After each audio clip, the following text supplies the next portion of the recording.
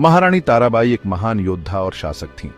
उनका जन्म 1675 में हुआ था। वह छत्रपति शिवाजी महाराज के सेनापति हंबीरराव मोहिते की पुत्री थीं। बचपन से ही ताराबाई में नेतृत्व के गुण दिखाई देते थे।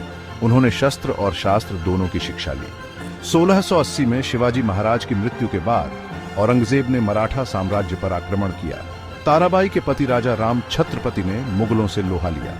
इस कठिन समय में ताराबाई ने अपनी बुद्धिमत्ता और साहस से सभी को प्रेरित किया। 1700 में राजा राम की मृत्यु के बाद ताराबाई ने अपने पुत्र शिवाजी द्वितीय को छत्रपति घोषित किया और स्वयं शासन संभाला। उन्होंने कठिन परिस्थितियों में मराठा साम्राज्य की रक्षा का संकल्प लिया। महारानी ताराबाई एक कुशल प्रशासक भी थीं। उन्होंने अपने शासनकाल में कई महत्वपूर्ण सुधार किए। उन्होंने किसानों का ध्यान रखा और उन्हें करों में राहत दी। ताराबाई ने सेना को और मजबूत बनाया।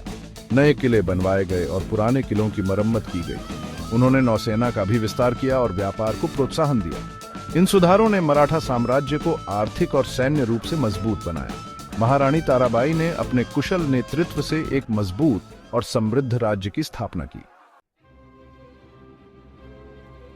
महारानी ताराबाई ने मुगल बादशाह औरंगजेब से डटकर मुकाबला किया।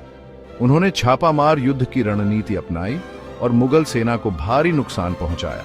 उनके नेतृत्व में मराठा सेना ने कई महत्वपूर्ण किलों पर विजय प्राप्त की।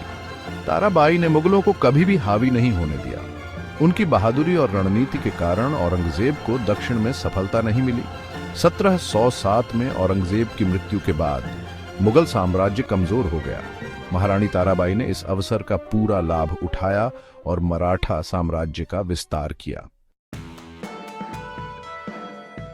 महारानी ताराबाई एक महान योद्धा, कुशल शासक और प्रेरणादायक नेता थीं। उन्होंने कठिन परिस्थितियों में भी हार नहीं मानी। उनका जीवन साहस, दृढ़ता और देशभक्ति का प्रतीक है। ताराबाई ने न केवल मराठा साम्राज्य की रक्षा की, बल्कि उसे एक नई ऊंचाई पर पहुंचाया। आज भी महारानी ताराबाई को उनके शौर्य और नेतृत्व के लिए याद किया जाता है। उनका जीवन हम सभी के लिए प्रेरणा का स्रोत है।